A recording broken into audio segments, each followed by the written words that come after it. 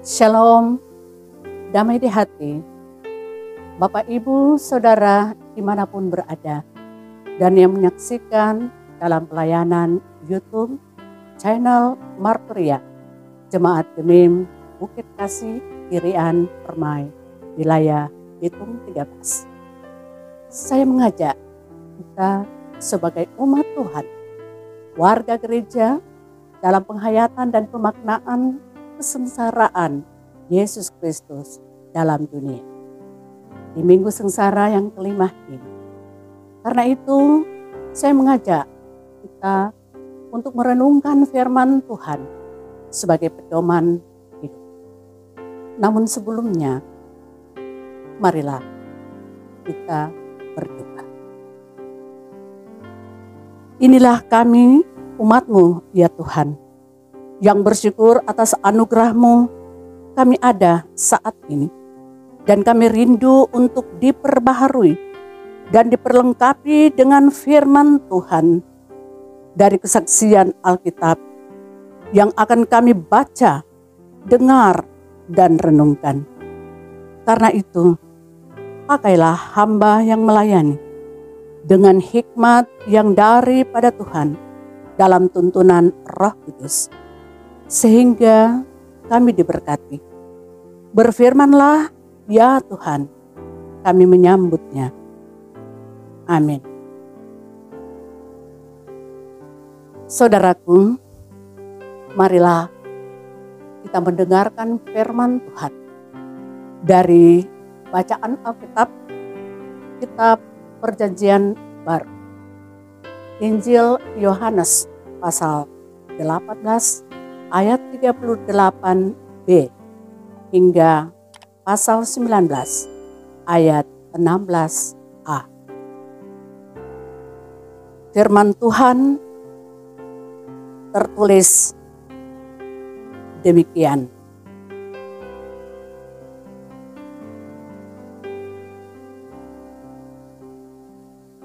Yesus dihukum mati. Sesudah mengatakan demikian, keluarlah Pilatus lagi mendapatkan orang-orang Yahudi dan berkata kepada mereka, "Aku tidak mendapati kesalahan apapun padanya.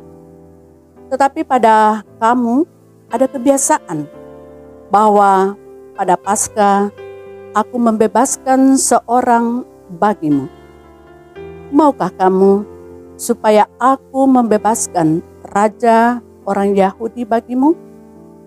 Mereka berteriak pula, "Jangan dia, melainkan Barabas." Barabas adalah seorang penyamun. Lalu Pilatus mengambil Yesus dan menyuruh orang menyesah dia. Prajurit-prajurit menganyam sebuah mahkota duri dan menaruhnya di atas kepalanya. Mereka memakaikan dia jubah ungu, dan sambil maju ke depan, mereka berkata, "Salam, hai orang Yahudi." Lalu mereka menampar. Pilatus keluar lagi dan berkata kepada mereka, "Lihatlah, aku membawa dia keluar kepada kamu, supaya kamu tahu bahwa aku tidak mendapati kesalahan apapun padanya." Lalu Yesus keluar, bermahkota duri dan berjubah ungu. Maka kata Pilatus kepada mereka, "Lihatlah manusia itu." Ketika imam-imam kepala dan penjaga-penjaga itu melihat dia, berteriaklah mereka, "Salibkan dia, salibkan dia." Kata Pilatus kepada mereka, "Ambil dia dan salibkan dia, sebab aku tidak mendapati kesalahan apapun padanya."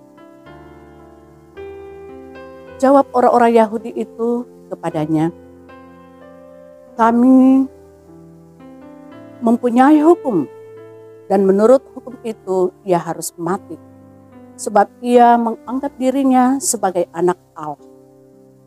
Ketika Pilatus mendengar perkataan itu, bertambah takutlah ia. Lalu ia masuk pula ke dalam gedung pengadilan dan berkata pada Yesus, "Dari manakah asalmu?" Tetapi Yesus tidak memberi jawab kepadanya. Maka kata Pilatus kepadanya, "Tidakkah engkau mau bicara dengan aku? Tidakkah engkau tahu bahwa aku berkuasa untuk membebaskan engkau dan berkuasa juga untuk menyalibkan engkau?" Yesus menjawab, "Engkau tidak mempunyai kuasa apapun terhadap aku. Jikalau kuasa itu tidak diberikan kepadamu dari atas. Sebab itu, Dia yang menyerahkan aku kepadamu lebih besar dosanya." Sejak itu, Pilatus berusaha untuk membebaskan dia. Tetapi orang-orang Yahudi berteriak, "Jikalau engkau membebaskan dia, engkau bukanlah sahabat Kaisar." Setiap orang yang menganggap dirinya sebagai raja, ia melawan Kaisar. Ketika Pilatus mendengar perkataan itu, ia menyuruh membawa Yesus keluar dan ia duduk di kursi pengadilan di tempat yang bernama Litos Trotos. Dalam bahasa Ibrani, Gabata. Hari itu ialah hari persiapan Paskah, kira-kira jam 12. Kata Pilatus kepada orang-orang Yahudi itu, "Inilah rajamu." Maka berteriaklah mereka, "Enyahkan dia, enyahkan dia, salibkan dia." Kata Pilatus kepada mereka, "Haruskah aku menyalibkan rajamu?" Jawab imam-imam kepala, "Kami tidak mempunyai raja selain daripada Kaisar." Akhirnya Pilatus menyerahkan Yesus kepada mereka untuk disalibkan. Demikianlah firman Tuhan dalam pembacaan Alkitab ini. Jemaat Tuhan yang dikasihi dan diberkati serta diselamatkan. Tema perenungan di Minggu Sengsara kelima, Raja yang tersalib. Saudara-saudara, suasana mengerikan, menakutkan, dan mengharukan terjadi ketika ada suara yang sangat keras dengan penuh antusias dan anarkis berteriak, "Salibkan dia, salibkan dia. Enyahkan dia, enyahkan dia, salibkan dia." Sebagaimana yang terdapat dalam bacaan Alkitab kita. Dalam Yohanes pasal 19 ayatnya yang ke-6 dan juga ayatnya yang ke-15. Saudara, suara yang datangnya dari orang banyak, yakni orang-orang Yahudi. Di situ ada imam-imam kepala, orang-orang Farisi yang adalah ahli-ahli Taurat. Mereka menghendaki agar raja orang Yahudi yang disapa oleh Pilatus itu disalibkan. Raja yang tersalib menunjuk pada Yesus. Didasarkan kebenaran Tapi itulah pilihan dari orang-orang berdosa yang dikuasai oleh keinginan dan tidak didasarkan pada kebenaran, keangkuhan, dan merasa tersaingi, yang menfitnah dan menuduh dengan alasan yang tidak kuat.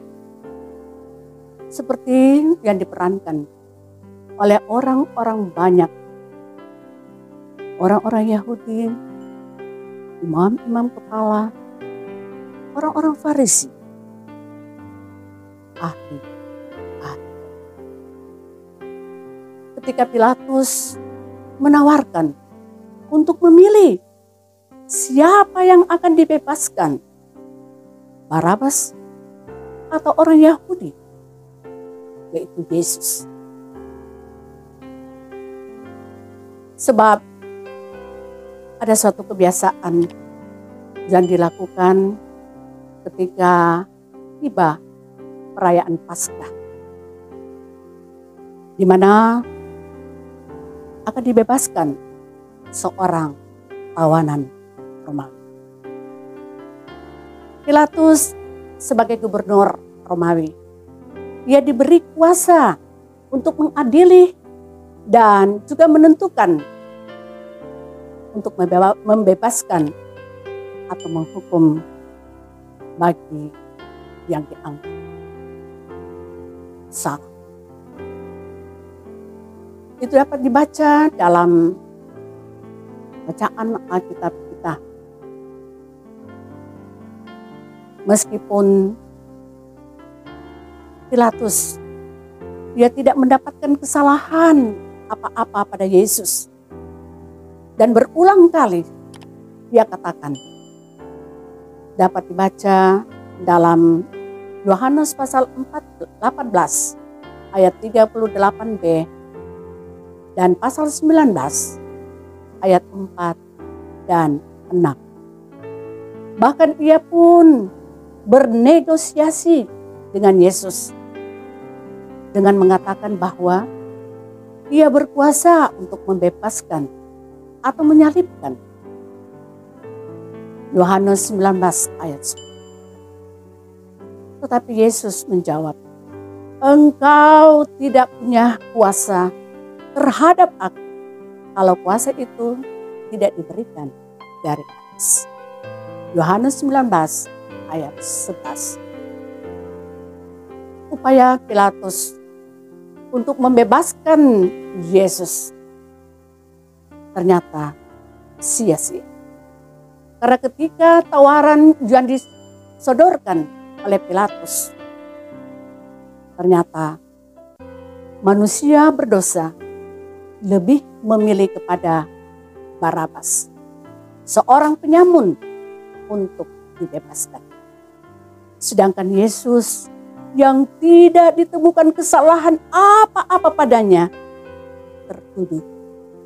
Dia yang tidak bersalah dijadikan salah oleh keberdosaan manusia.